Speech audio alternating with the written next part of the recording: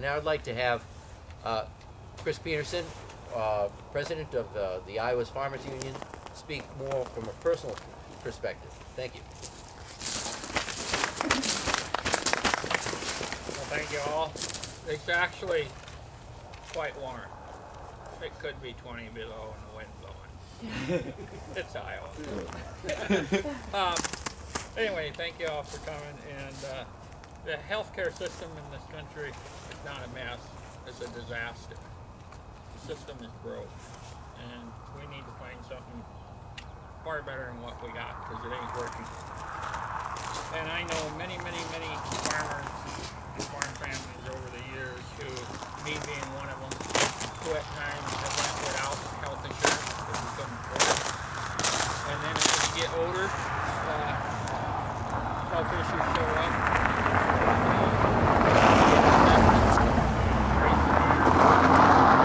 I've been down that road, and that's really where my last insurance I had, I was borderline diabetic. They kicked me out. I'm stuck with some quite huge medical bills, and the only option I have now, when I took it, was going into the HIP 1 of Iowa. And that's my story. My wife, her rates went up 42%. She's paying $480 a month now. And she's got some blood pressure problems and this and that. But the co-pays, we had to raise her deductible to $2,500 just to afford the darn stuff. And we were talking last night, we just done this a few days ago. She's got a basketball injury. She's got a bad ankle, and it should be taken care of. It bothers her on a constant basis, but we don't have the $2,500 because that's the deductible. The co-pays are atrocious on this stuff.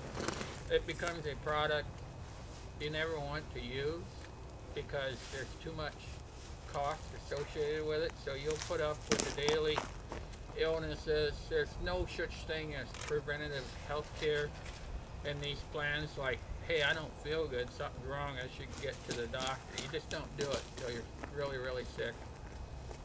And that leads to more, if there is something bad, like more surgery expenses or whatever. And the point is that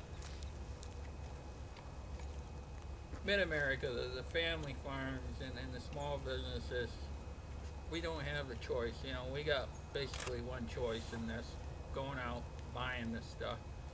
It costs a lot more, and they're pricing us right out of the market.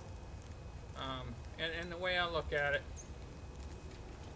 over the years, the 80s, the farm crisis came and went. A lot of the mid-sized farmers, small farmers, took jobs in town for a couple of reasons. To help put food on the table and to get health insurance. The wives did too. Now with the economy the way it's going, as you all know, a lot of the manufacturing jobs with the good benefits have left Iowa. So here is rural America again with this huge struggle with health care. And something needs to be done. And I will say, I know many, many farm families or whatever that if they had a huge health care problem, it'd be the end of the farm. We need these things addressed. And appreciate you all coming today, and thank you.